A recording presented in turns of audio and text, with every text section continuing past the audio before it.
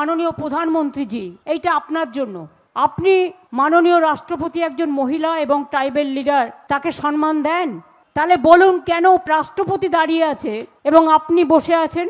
প্রত্যক্ষভাবে আপনাদের দেখিয়ে দিলাম আমরা কিন্তু আমাদের সম্মান দিই, কিন্তু এরা সম্মান দেয় না। সম্মান কারা দেয় আর কারা দিতে পারে না, এই ছবিটাই তার প্রমাণ করে দেবে।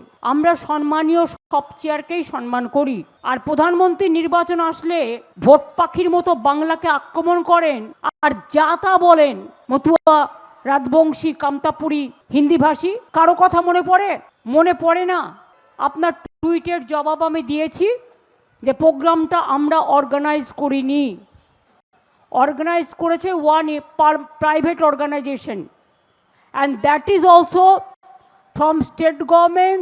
The letter is sent that this organization don't have any capability to organize the program of the Honorable President of India.